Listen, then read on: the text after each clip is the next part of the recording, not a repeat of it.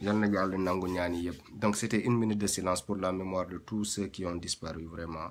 ci période élection yi. Donc ñu ngi jaale seen famille ñu ngi jaale seen mbokk yi jaale seen xarit yi jaale seen jabar yi seen ñëpp képp ku leen xama vraiment. Donc ñu ngi jaale waa APR ñi nga xamante ni perdre nañ seen i membre ci ay accident te ñu nekk sénégalais. ñu ngi jaale waa PASTEF ñu ngi jaale soldats yoo xamante ni tamit quitté nañu te ñu nekkoon ci exercice de leur mission. Donc yal na leen yàlla defal yal na leen yàlla may arjana incha allahu rabbi. Yal na leen yàlla accueillir fu ñu nekk comme ils ne l'ont pas été ci kaw suuf incha allah.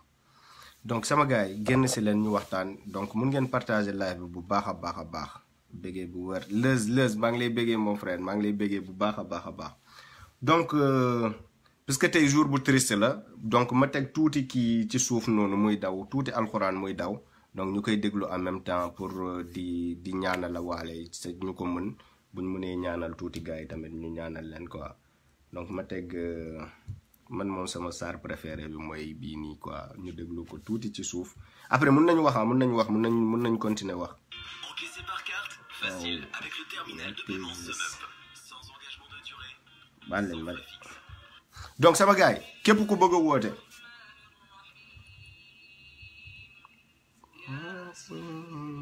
Donc ñëpp ñu bëgg a woote mun ngeen woote bës leen ci bouton bi. Donc comme ni ma ko doon waxee sànq yàlla bu ñu seytaanee puus ñu wax loo xamante ni ci fen lañ ko teg wala ci ragal doomu aadama lañ ko teg wala pour bëgg doomu aadama dégg lu ko neex moo tax ñu koy wax. Donc vraiment donc comme ni ma leen ko doon waxee sànq pendant 7 ans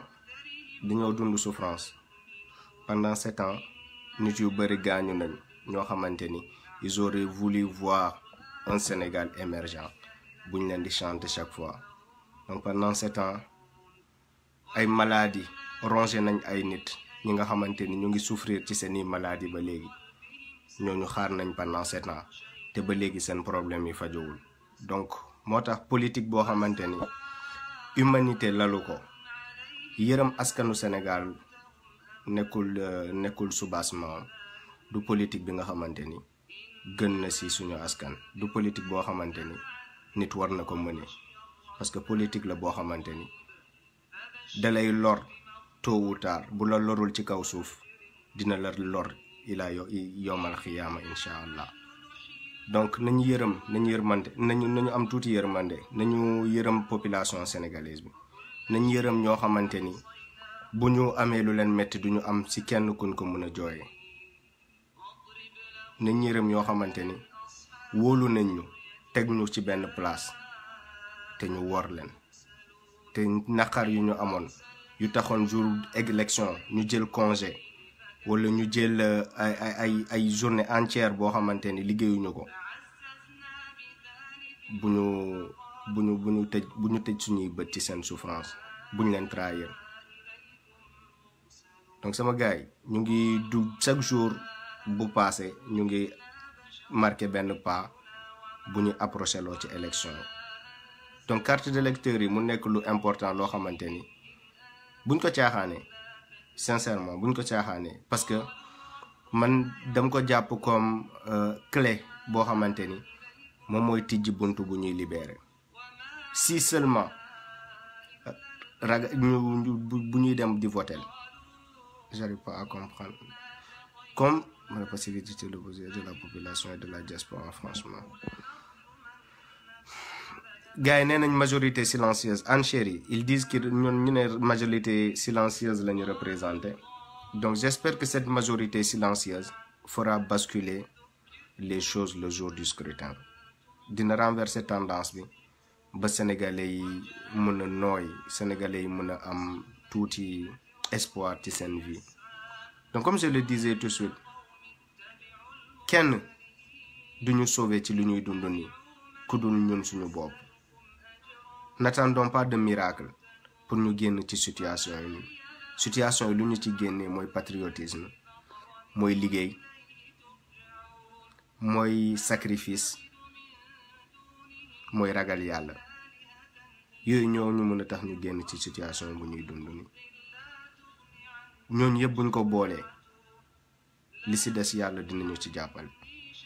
mais bu ñu toogee ni di naan yàlla baax na te duñu mën a benn action buy tax suñu réalité yu metti changer du mës a changer sama gars du mës a changer à un moment donné population je crois que ñun ci moment boobu lañ toll fa nga def le bilan de tes indépendances bu ñu defee le bilan de nos indépendances au Sénégal lan la ñu indépendance andil concrètement man je pose des questions à tout le monde la possibilité de me répondre lan la ñu indépendance andil lan la ñu doon xeex avant indépendance bu ñu amee indépendance lan la ñu am loo xamante ni changé na réellement ci souffrance population sénégalaise nit yu bari ñàkk nañ seen bakkan nit yu bari xeex nañ pour la préservation de notre autonomie mu ñu leen di wooye ay résistants ñooñu xeex nañ ñu ci bari ñàkk nañ ci seen bakkan donc indépendance bi buñ ko amee ay plusieurs années ba pare qu'est-ce que les gens ont fait de cette indépendance bi nga xamante ni ay nit pare woon nañ ko sauvegarder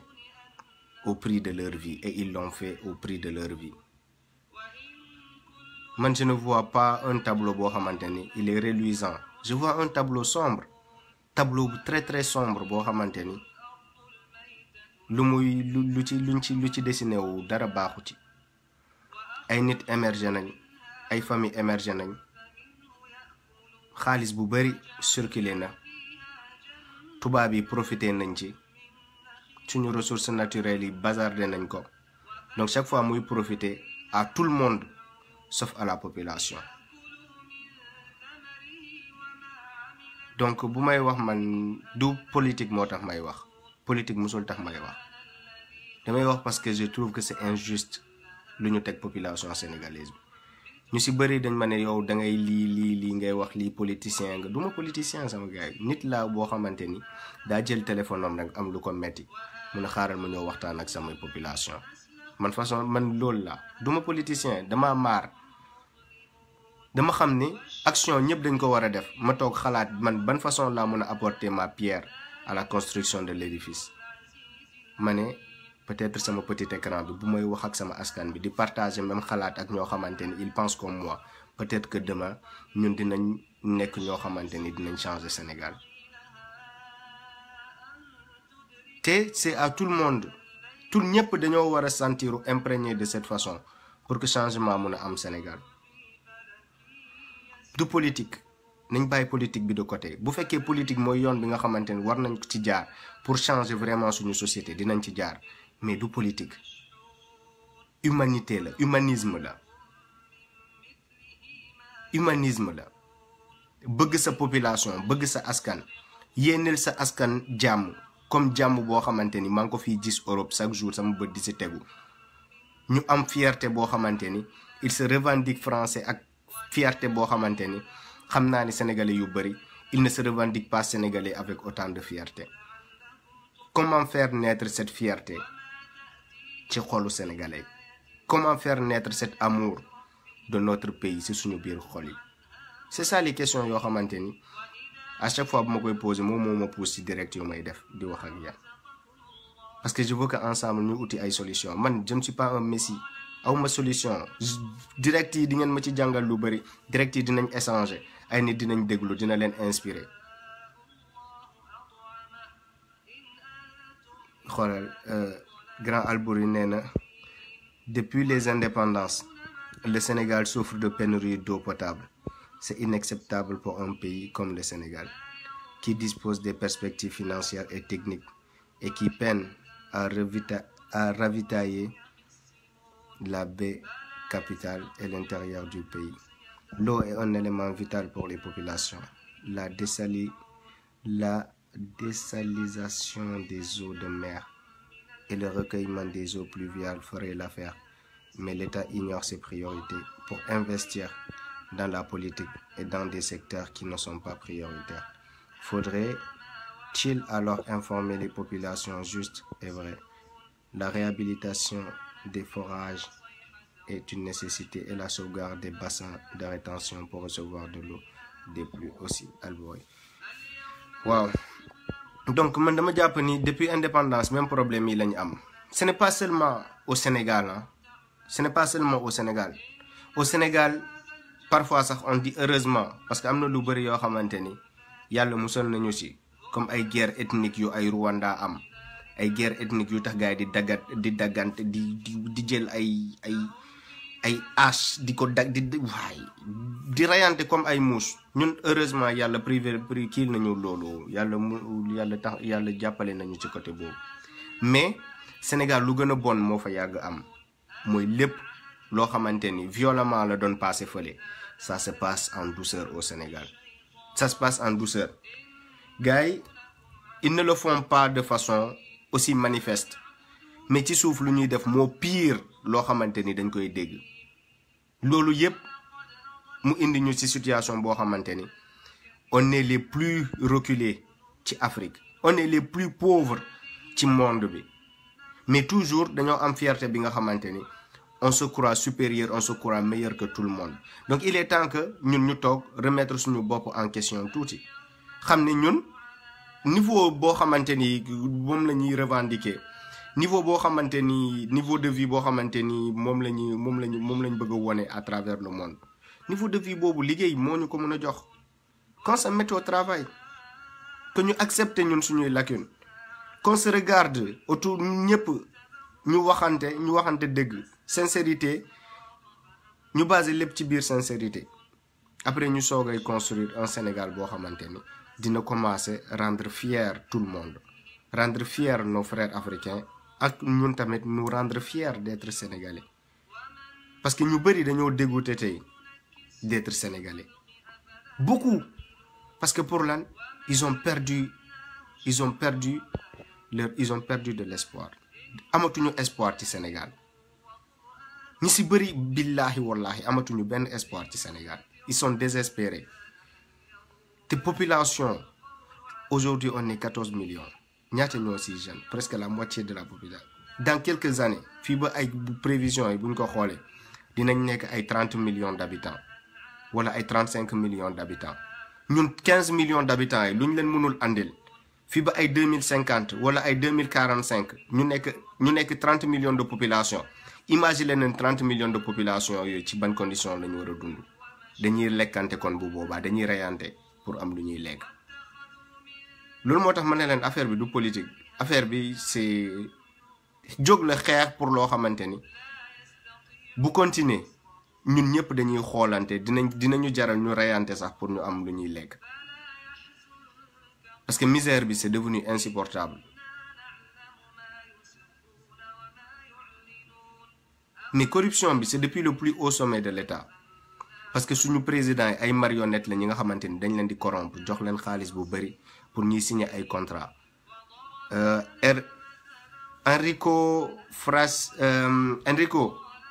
Enrico bi ni benn xarit la boo xamante ni ñu ngi ci xeex franc CFA bi tamit ñoom Italie lañ nekk donc comme ni ma leen koy waxee chaque fois maa ngi ci ay groupe panafricain yu bari yoo xamante ni parfois bu may làkk olof ni sax day compliqué quoi pour ñu may suivre mais bon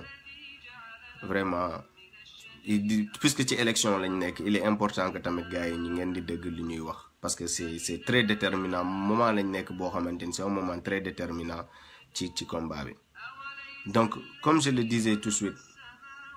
ça m'est même sorti de la tête. Enrico, I'm sorry. So I'm expressing myself in Wolof to make Senegalese people to understand what I'm talking about. Because, at this time, people need to understand the speaking, need to understand the message we are trying to deliver. So I'm really sorry. I know you cannot understand the speech, but I will do more videos when I will express myself in French or in other language. I'm really sorry. So sama gars yi comme ni ma ko doon waxee sànq dafa compliqué quoi dafa compliqué Italie ak fu nekk gars yaa ngi révolté wu africains yi ñu ngi révolté wu fépp ci àdduna bi ñu ngi révolté wu bu baax mais sénégalais yi ñun ñoo nekk ci situation boo xamante ni ba léegi ñun dañoo yaakaar ni affaire yi coolul quoi coolul mais cool na ñooñu yëpp duñu jóg di révolté wu Afrique yëpp franc CFA bi gis ngeen tey français lu ñu def dañoo génnee benn vidéo boo xamante ni propagande la ñuy def pour franc CFA parce que xam nañ ni franc CFA ñàkk na crédibilité am franc CFA kenn bëggatu ko ci àdduna bi ñëpp a ngi génn di kaas di ñu wax ñoom dañoo am ñoom ñooy stabiliser suñu monnaie te suñu or yoo xamante ni moom lañ stocké ci Banque de France or boobu mooy permettre moom mooy nekk garantie pour suñu monnaie bi jàppalewuñu ci dara gars yi amul ci dara loo xamante ni dañoo ñëw pour di ñu jàppale pour ñu génn si lépp loo xamante ni seen structure la ñu fiy tegal c'est parce que ñoom dañoo nekk di ŋàcc Afrique ba léegi pour que seen pays am niveau de développement boo xamante ni actuellement am na ko ay dëkk la yoo xamante ni amuñu benn ressource France amul ressource Angleterre amul ay ressources seen ressources yi technologie dañoo avancé à ce niveau mais lépp lu ñu soxla Afrique lañ koy jëlee buñ ko jëleewul Afrique ñoom seen croissance day arrêté donc ils se sentent obligés di utiliser complot façon bu munti doon pour ñu nax suñu population mais bu ñu amee ay président patriote ñoom dinañ gagner mais du doon avec ce taux là bi nga xamante ni Sénégalais du gagner dara démb maa ngi xool démb ba 5 heures du matin laa tëdd ay accord pétrole yoo xamante ni Sénégal signé na ko ay Petrosen ak affaire yooyu noonu yëpp maa ngi doon dugg di xool contrat yi mais réellement xaw ma ñan ñoo ko weti ci Sénégal ne Sénégal amul 10% mais Petrosen 10% lañ am ci contrat bi démb ba 5 heures du matin maa ngi xoolaat di xool di lire mais réellement 10% lañ am ci pétrole Sénégal mais c'est extraordinaire. Non, la politique des Italiens, seulement avec le franc CFA qu'ils combattent, actuellement, ils aident les Africains indirectement à sortir de cette situation et ils font connaître, ñu ngi xamle lépp loo xamante ni moom mooy danger moom mooy merci keep fighting all right my bro ñu ngi continuer di xeex loo xamante ni moom mooy monnaie bi parce que ñu africains yi actuellement moom moo nekk à l'ordre du jour donc sama gars yi mun ngeen bës si bouton bi maa ngi étalé wu rek di dem donc mun ngeen bës si bouton bi maa ngi gisoon sànq ñu bëggoon intervenir donc xam naa yu may wax ni après mun nañ ko waxaat quoi mais seen intervention yi dafa am solo ci man trop mon frère wala xam nañ ni cool na mais gars yi dañoo jaay seen ngor Astudia li nga wax ni vraiment bonsoir mon frère Falilou Ba bonsoir donc ngeen ñu bëggoon intervenir sànq mun ngeen bësaat ci bouton bi donc sama gars yi maa ngi leen di ñaan ngeen partager direct bi bu baax waaye jàpp leen ci partage bi donc ñu continuer intervention yi ñu ko ma continuer waxtaan donc comme ni ma ko doon waxee ay président yu ok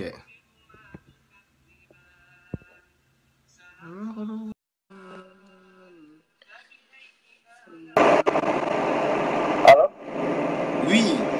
yeah bro Kees maa ngi lay nuyu ça va. di la fay asalaamaaleykum. waaye man moom xam nga tax mu dugg sa live si live mais man sa live moom mu ciy dugg quoi all the time xam nga. yeah mais thème bi tey lan la. thème bi tey moom xoolal gars yi damaa ñëw rek. pour ñu waxtaan pour créer cadre bi nga xamante ni képp ku am lu muy wax ci élection président. ok il soit libre maa ngi gis ngay développé si affaire non maa ngi doon développé parce que man dafa am benn vision boo xamante ni moom laay demee donc chaque fois moo tax bu ma commencé sama live bi dama koy bëgg di expliquer si gars yi ñu koy dégg en attendant gars yi intervenir quoi. non man li may wax tey jii mu ne bon par rapport li nga doon wax ak Italie ak France bon Italiens itam ils ont le droit de le dire parce que instant yii soo xoolee immigration bi problème immigration soo xoolee mooy que africain on n'est pas assez développé les gens préfèrent xam le bateau et tout pour aller à l'immigration et tout donc immigration boobu nag mooy tax tam italiens yi xam naa par rapport ak leur nu mu koy wax mooy seen gis-gis ci immigration xam naa loolu moo gën a tax. mon frère maa ngi jégalu de xoolal gis nga maa ngi jéem a approché wu pour dégg li ngay wax day coupé quoi. dégg nga mais baa mu wàll ba. coupé mu wàll. vas-y ok. donc comme ni ma ko doon waxee sànq boo leen amee li ngeen di wax ci élection présidentielle yi ak lépp loo xamante ni daal war nañ ko mën a changer ci Sénégal mu nekk lu ñu freiné ba léegi parce que ñun dañuy uti solution sama gars yi donc il est important que nit yi génn ñu wax ñu si bëri buñ la gisee ngay wax dañ leen ay lii mais génn prétexte la mais Sénégal boroom xam-xam yi kese ñoo fa nekk lu tax duñu génn ñu waxtaan suñu biir mais nañu génn ñu wax loo xamante ni ay nit ñooy déglu direct yi dina dem fu nekk nee naa leen keroog maa ngi ne gars yi pour ñu bind ci commentaire ñoom fu ñu nekk ay gis naa fi ay Japon ay Italie ay Espagne ay États-Unis ba Afrique ay fan xawma ban dëkk ci Afrique ay Maroc ak yeneen dëkk yoo xamante ne ay sénégalais ñu ngi ko fay suivre donc bu ñu amee occasion yi nii pour ñu waxtaan naka waa Sogi Dieye maa ngi sant bu baax donc bu ñu amee occasion yi nii pour ñu waxtaan yaakaar naa waruñu fi nekk di toog di bàyyi ki benn nit kese muy wax wala ñuy ñàkkal fayda opportunité yoo xamante ni mënoon nañ ko saisir pour def ci lu baax donc xaar leen ma jël ñu bëgg a dugg yéen ñëpp dinaa leen jël man nee naa leen awma Saint-Valentin tey moom Saint-Valentin. asalaamaaleykum. allo. waaleykum salaam. asalaamaaleykum Kez. waaleykum salaam mon frère. Kez, comment vas-tu? Ça va? waaw maa ngi sant alhamdulilah. Combat, je vois très bien comment tu travailles. Tu le mènes depuis des années ou alors peut-être des mois et des mois derrière nous. Ouais. Mais on va dire, pour que ça soit encore plus beau dans le bon contexte, que c'est un combat qui concerne tous les citoyens sénégalais. Bah voilà. Voilà. C'est exactement. Ñu exprimer wu ci tubaab mais des fois il faut que ñu xama am salañ tuuti lak ñun suñu biir benn genre dialecte boo xamante ne kii nga xam ne dañu bëgg mu jóge ci biir nguur bi ñi muy liggéeyal il faut que nga déglu ma attentivement aussi pour nga mun a bañ a déglu dugg daanu ci piège combat bi ngay liggéey nii rafet na trop ñi koy liggéey bari na aussi en visio yàgg naa nag bëgg a wax ak yow mais tey dafa mel ni dara moo ma ne rek ak cappal di nga ko jot ci lu rap parce que diaspora bi ñu nekk yëpp c'est le même logiciel benn satellite bi la rek ba bari ñëpp taaw lañu ko fii dama gis ni l'intox qui est devant nous et qui est un parasite comment brûler cette parasite garab boobu pour nga trouver ko il faut être très intelligent concerné na yenn étudiants yi nag ay étages la les pyramides en Égypte parce que les pyramides buñ koy tabax dama bëgg nga comprendre ma attentivement maa lay déglu bu baax Macky Sall lu tuuti la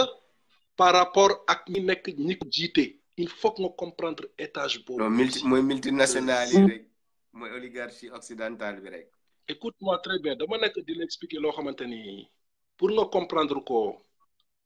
par rapport à ton âge ça va être un peu difficile par rapport à mon âge c'est un beau âge, c'est l'âge de la sagesse. Je ne suis pas égoïste d'identifier mon âge réel. Je suis né en 1979 à Dakar, à l'hôpital Aristide Le Dantec. Nous avons un complexe Macky Sall parce que lui, il n'est pas né dans la région de Dakar. Mon acte d'homme, a chance parce que l'enfant ne choisit pas là où il est au monde. Et l'endroit là où il doit redonner son âme au maître yàlla léegi nag yow bu dee da nga jàng man jàngoon naa sama statut jàng nag du la ko wax loolu dama la koy nëbb mais ni comme borom bi nu mu ñu nëbbatoo je me mettrai pas au même statut comme sëriñ yi ak waliyu yi parce que ay étage la aussi lépp loo gis ci ay secteur la xoolal bu baax li ngay wax affaire nguur la nguur dafa nekk loo xamante ne si depuis au temps de yonent yi ñoom Ibrahim ñoom Moïse ku ci nekk ak ki ngay yar ak ki lay daan ci ñun suñu génération xaw ma yéen nag quoi si tu as le cœur de t'identifier moi je suis né à Dakar j'habite à Fass université Cheikh Anta Diop c'est à 6 minutes à pied de chez moi lycée de la Fosse c'est à 7 minutes de chez moi à Dakar lycée Blaise Diagne c'est juste à côté de chez moi au point E, d'accord, etc. ville Bir Plateau, collège Saint-Michel, etc., etc. ay lycée Seydou Nourou Tall, c'est juste à côté, Mermoz. Mënuñu Sénégal kenn mënuñu nax, c'est pas possible. léegi nag am na foo xamante ne nag il faut nga reculer pour mieux sauter encore. da ngay des fois da ngay taal sa oto nii sax seetlu lu baax li mu wax nii da ngay dawal boo eggee fu sori nii doo seetlu benn affaire ne yow mi toog di ko dawal ni nga xam ne gain hay foog ma arrêté bàyyi affaire bu noppalu tuuti sinon xoola day exploser. doo toog ni des fois sa logiciel mus naa la ko wax sax nga taal sa internet nii muy col di col man la fils taal redémarrer l'affaire bi fee lépp nga redémarrer moteur bi. voilà moo dal Macky Sall du sa faute du sama dafa am moment boo xam ne moom la ñuy wax moment de choix yàlla won ñu ko muy Ousmane Sonko. Ousmane Sonko nag day leader boo xamante ne il connaît le répertoire du gouvernement côté finance moom la ñuy wax l'argent du contribuable yàlla mu ñëw liggéey seen biir xam fépp fu xaalis bi jaaroon koo xamante ne xaalisu réew mi la exactement li ñuy wax sax ci côté 94 milliards yi loolu laay tudd tuuti Macky Sall bàyyi ko oublie le il va partir man loolu j'en suis conscient et j'en suis optimiste sama combat dama koy gagner. waaw. li ma la du caaxaan de doomu lakkakat la saraxule la Sénégal la judo fa la yaroo fa la màggee fa la jàngee aussi avant ma ñëw France à l'époque et jusqu'au jour d'aujourd'hui j'ai tapé 17 ans sur le sol français xaw ma Sénégal pendant 17 ans tout récemment laa jógee Sénégal il y a juste 4 mois derrière nous yàlla mu ma tiim am na ñu bëgg Macky Sall am na ñu ko bañ ñun tamit am nañu droit ñu bañ ko wala ñu bëgg ko loolu ñun la concerné ñun sénégalais yi parce que ñun ñoo ko jox costume mu sol dugal ko ci biir palais bi parce que on n'avait plus le choix et gisi tuñu woon kenn koo xamante ne mënoon na redresser institution bi parce que pa bi lum ñu woonoon wóolu woon nañ ko ba jox ko réew mi ñu dem ba ci biir ñu gis loo xamante ne il voulait le faire un truc royal jël Karim aussi placé ko nandi tey nag ñëpp génn ci côté secteur musique mooy ñoom Youssou Ndour comme ñoom ñooy par exemple on va nommer les choses un peu professionnellement les castes bu ñu yuuxoo ñëpp dañ leen di dégg muy géwél yi waa bañ leen mu yuuxu xam nga dafa gis li ko arrangé mu jóg déglu ma de moom la ñuy wax tey moom Sénégal Lopes foog nga xool logo bi ci kaw léegi GFM ñi ko moom article yi foog nga xool ñiy jiite Youssou Ndour aussi nekk ay actionnaire ci biir établissement bi nga xam ne moom moo ko moom Sénégal ñooñu ñëpp ci suuf ngeew yi la il faut nga muus léegi ku ci nekk sa intérêt ngay xool comprendre carte gi léegi nag toll nañ foo xamante ne ki nga xamante ne dafa bëgg dindi li nga xamante ne mooy lépp mooy li nga xamante ne man am naa li ma doy ci âge bi ma am nii mooy Ousmane Sonko li am yëpp comme bien ñëpp gis nañ ko Sénégal léegi nag ñii di jéem a yàq derem ne waaw lii jàll na sama diggante ak moom yooyu moo tudd ci biir ngeew bi fii ñu nga xam ne yàgg nañ diaspora fii xoolal y a toujours des créations de mensonges pour pouvoir t'affaiblir pour rek nga am bañ a am pouvoir moo daloon François Fillon fii à l'époque tout récemment avant Emmanuel Macron. C'est vrai. foog nga nand politique. C'est vrai. léegi comme booy bi joolaa la te il dit ko sumay képp kata booloo kooku boo léegi comme Ablaye Wade olof la c'est pas du ma dugg ci affaire distinction mooy li ma waxoon benn gain boo xam ne sénégalais la aussi fii laa ko xamee kaaw fii te yàlla moo tax may wax dama ko ne moo di déglu ma ñun ñëpp ay sénégalais lañu mais bu ñu daanu ci biir piège léegi Idi pa bi moo ko yaran pourtant am na ñu ko faral certes am na ñu ko faralul am na ñu ne sàccu réew mi am na ñu ne sàcc na réew mi c'est pas grave mais ñun ku ci nekk ci sa biir génération ci tuuti li ñu xam rek xam nga sa leader lan la bëgg ci biir réew mi ak lan la bëgg comme programme ak bu tiimee les occidentaux quels sont les rapports à signer pour pas que mes enfants puissent tomber au piège à l'Occident te raw ñu la nga bañ a liggéey ak occidentaux yi Macky Sall mais am na traité yoo xamante ne dis-toi que dans ton propre pays il y a des enfants qui sont en Occident qui sont tous des étudiants qui sont cultivés et instruits, des gens par exemple comme la personne même qui parle avec moi qui est en visio, qui est Kals, qui t'attaque en visio parce que cerveau bi mi ngi commencé baax à son âge. Donc moment yi ngay jàpp sama âge 40 ans bu ko yàlla dogalee incha allah di nga am beneen cerveau boo xam ne sax yàlla da koy quadruplé wala mu quintuplé ko pour nga mun a daan comme yàlla may am ay pause parce que gars yi ñoo ñuy sànni fetal yi pour mu couper parce que li may wax c'est important nekkoo di gis pause suñu biir communication ak yow. si sa wax bi daa nekk di yéex. loolu moo tudd waaw loolu moo tudd virus li may wax ak yow nii ñëpp ñu ñuy déglu bu baax a baax Google la dafa am ay services spéciaux yoo xamante ne dans chaque pays yoo xamante ne occidentaux yi ñoo ñu coloniser bu élection jotee képp kuy wax ci caméra loolu la ñuy wax les services secrets dañ koy déglu.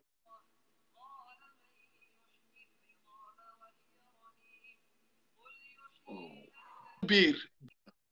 foofu bu ñu eggee ak ñoom foofu amatuñu choix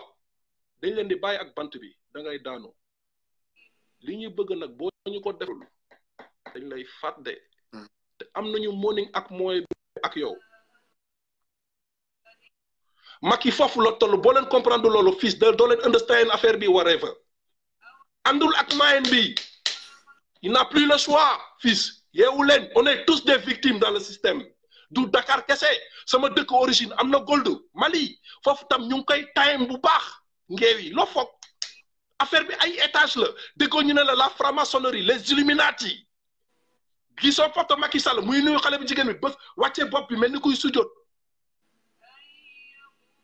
xamoo ñu jiite réew mi ñan la am na ñoo xam ne bu ñu waxee de léegi Dakar day tas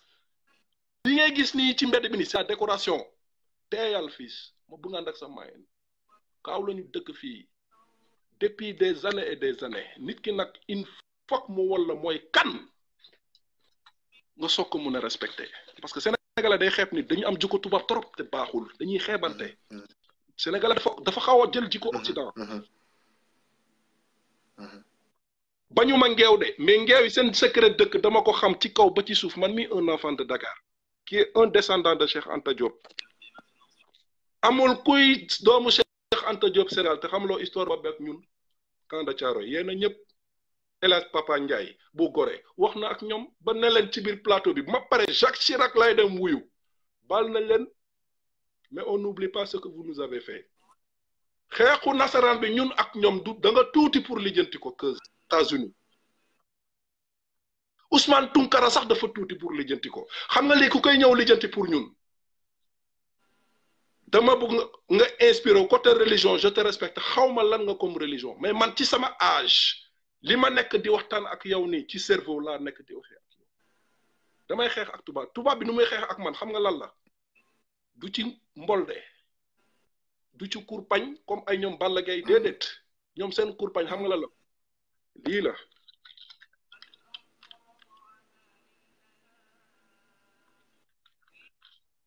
da ngay wër xam nga France li ma la wax ne xam nga lan la lan la gisuma ko bu baax daa xaw a flou ci écran bi mooy passe la non kii d'entrée la non xam nga badge la waaw passe la waaw badge ngeew yi la fële ku liggéey ci réew mi Sénégal boo génnee boo sàccee xaalis xam nañ boo sàccul xaalis xam nañ ko koo ko def fii seen banque yi man ne du ma coob bàyyi sama doom sama du ma ko def Macky Sall je l'aime beaucoup ou je l'aime pas beaucoup la rek moo ko xam billahi tey may julli ñaanal naa ko mais damay rek no toog mu ci benn ruku mu toog mu ne ngeew bi xam nga la laa la bëgg xamal liggéeyal na la liggéeyal nga ma mais bul jël lépp bàyyi sama wallahi wal azim liggéeyal nee naa mais Macron du ma la jox lépp de déedéet sama étudiants yi dama bëgg nga xalil leen yoon bi mën nga ko signal mënoo ko xolal xalil yoon bi ma signé ak Poutine jaay ko yëfu bandi comme Bachar al-Assad ni mu def ngeew yi da leen virgule dem uti ki gën a naan kaani mu surveiller ko pétrole am jeex na takk adduna bi da nga xam ne combat bi mental la ak ku la gën a nekk bras de fer ay jaas yi lay génnee ci mbedd bi gisoo nu mu nekk di attaqué amul espoir mooy seytaane réfléchis lorsque Dieu lui a dit mais ci sa biir mbooloo yi ñi la xam ne gëmuñu la ñoon ñoo lay topp parce que am nga pouvoir suuf moo ñu c'est les faibles ñi gëm yàlla dëgg ci kaw suuf amuñu pouvoir mais yàlla la ñu àndal sois patient ci biir turam bi wax na la ko ci biir livre bi boo ma gëmee wóolu ma Moïse bi mu taxawee juif yi est-ce que am nañu ko ne Firawna mi ngi ñëw dañuy dee wuy yaay muy dinañ jàll mu leen ne ñi ma xam ne gëm nañ ma taxaw leen billahi di ngeen jàll ubbi na géej gi wala ubbi ko fii tey leen pétrole bi ñoo ko moom dama bëgg ngeen teey mais dem leen ak seen mayin kenn bi àndul ak xelam de dafa am lu ko entouré dañ lay jox ordre boo ko deful fils doo seetaan Pod et Marichou c'est un peu ainsi dans ça li ñuy teg président de la République c'est des choses préparées mais comment te battre avec eux visio bii nii mun na ko yàlla moo ñu ko envoyé internet pour ñuy mën di génne li nga xamante ne envoyé leen virus ba sonn mënu leen ci man dara dëkk tubaab yi laa nekk fii di waxtaan ak keuse en tant qu'étudiant j'en ai rien à foutre gisoo virus yi ñuy sànni nii muy nekk ay pause déedéet xëy na sax keneen am na mën na pour dugg mais li may dévoiler ak yow li ngay xeex dama nekk nga dama bëgg nga dellu historiquement ci côté diine muy chrétien yi muy juif yi muy jullit yi distinction nag amul ci côté religion parce que ñun suñu religion Macky Sall moo la ko gën a xam bu dee jàng na parce que dañu ne géologue la war na laal alxuraan xam na li nekk ci biir si parce que yonent bi nee na entre musulman et musulman il ne doit avoir ni race ni tribu Sénégal kenn mënuñu nax ci affaire joola ak tukulóor ak séeréer ak njaago école ñun ñoo màggandoo ñun ñëpp xamante nañu histoire affaire boobu duñ ko sax incarné suñu biir waree fa boo jógee lycée wala nga jógee voilà école ñëpp ñu nekk nii récréation wala ñu nekk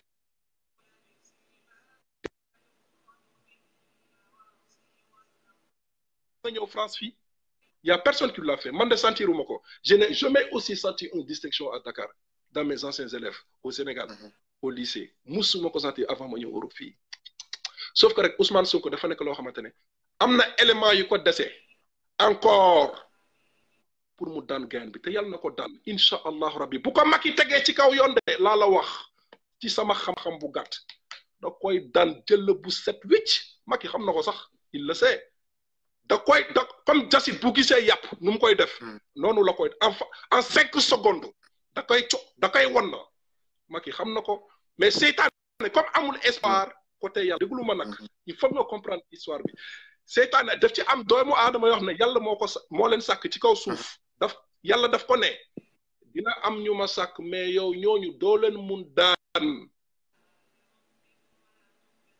duma murid gëm naa ni sëñ Touba yëg na ci kaw gaal gaay jël ko sànni ko ci kaw géej gi mu ne teg wallahi gëm naa ko xam nga lu tax moo la ko parce que Moïse ubbi na géej gi Égypte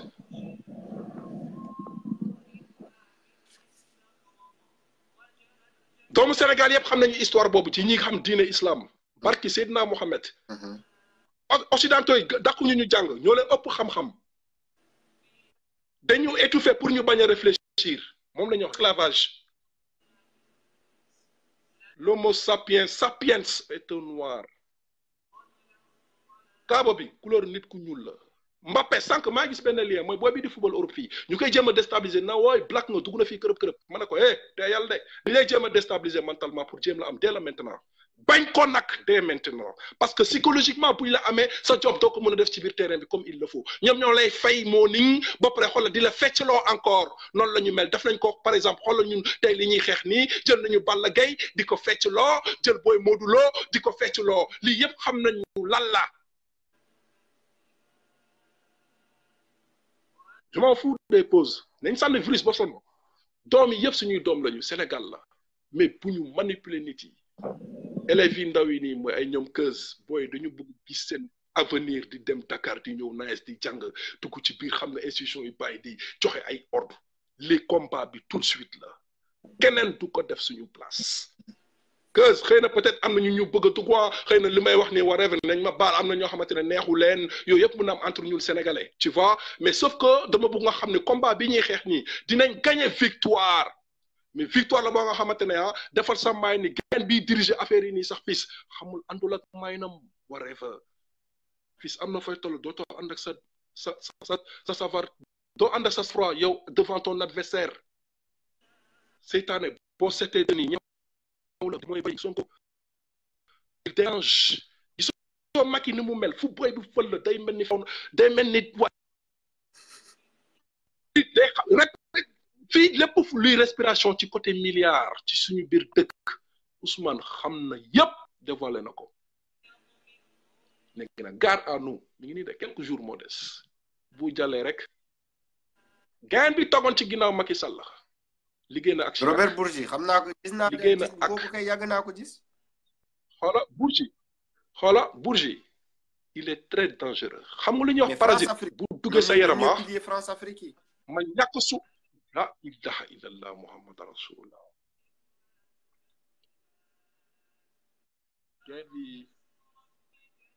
lu ñu may chance sax mooy Ousmane Sonko bon Dakar la juddoo quoi mënul am complexe ngeen quoi je ne pense non kooku amul complexe yaakaaruma ko quoi yàlla bu ko mayee pouvoir bi de non amul complexe ngeen non xam nga la moo xaw a ragaloo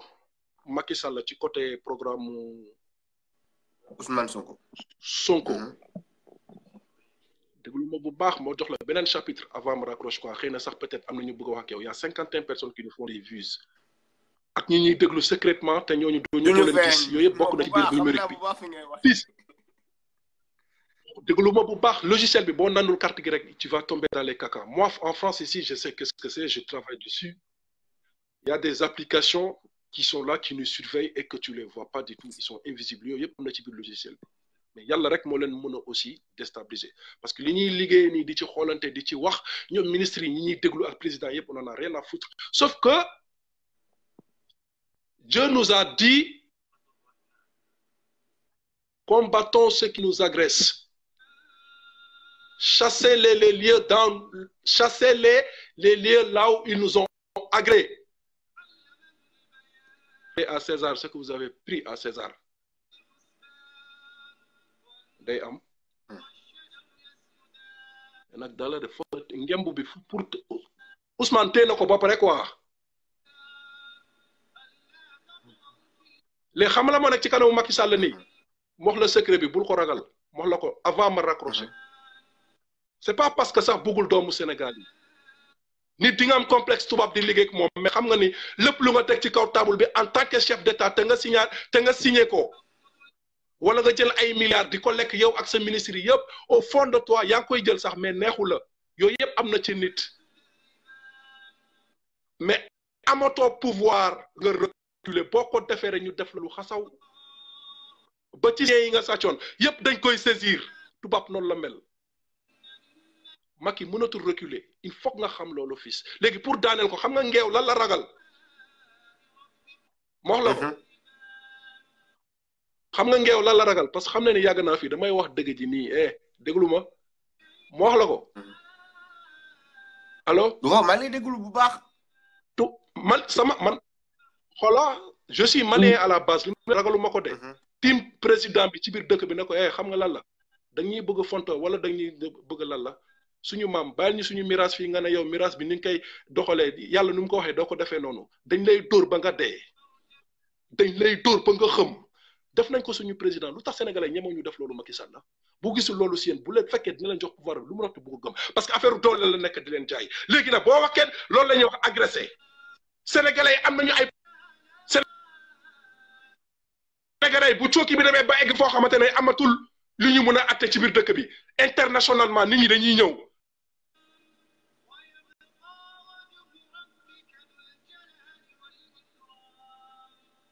gis nañ ko. waaw. grand est-ce que mën nga delluwaat ci li nga wax. Macky Sall sénégalais am nañu ay preuves yu wane nii pour ngeen jël pouvoir bi c'est très simple waa Sénégal nag la ñuy wax la man Kaaw laa dëkk fii pour l'instant mais man de xam naa ne bu doon sama teeru papa la Mali xam nañ ñu sax ñun gouvernement bi ñu ko ne ñun saa yi ñu amee Dakar nag laa dëkk mais man j'aime mon pays d'origine paa bi da ko liggéey ak mère bi loolu mooy fii ngeen juddoo yaroo fii mais bu leen fàtte fi ngeen cosaanoo loolu mooy kaw fii ñun fii dañ fi mën a neexle jënd fi appartement xanaa nga sàcc sa baay sàcc nga ñëw dëkk ji mooy bul ci ñëwee kenn keuse jàngal sa jënga suivre say organe ba yàlla may la say diplôme boo demee ba xam ni gouvernement bi ça commence à changer changement de statut mu lay xaar foofu lañ lay xaar gars yi ay doomeram lañ de léngoo bi yëpp xam naa ko parce que dama fi yàgg seet cen caa bi yëpp xam naa ko organisation façon bu nekk organise ak ONG yi yëpp je te dis la vérité ñii pour nga xeex ak ñoom il faut nga dem ak cerveau boo demul ak sa cerveau rek da ngay dëgg day ba ci yenn étudiants yi pareil changement de statut am na ñu ñuy xaar fi am na ñoo xam dañuy nekk ay sans papier yooyu yëpp am na fi parce que amoo espoir xam nga ne boo demee Sénégal doo am liggéey boo amul kenn bu nekk pièce d'identité française nga yor toujours statut carte de séjour nga koy nangu yooyu yëpp kan moo ko liggéey ki nekk ci nguur bi la algériens sonn ñu fi en côté kayit mais seen maam yi ñu ko job dañu fayt ak tubaab gars yi dañu ne dëggal bu fekkee ti nga yëkkati Algérie tey yàlla buñ ko fekkee suñu maam yi ñu tóor tubaab yi ba ñu daw la génocide la ñu def tubaab yi gis deret bu bëri ñu daw abal Algérie libéré nañu Algérie Sénégal moomagul boppam bu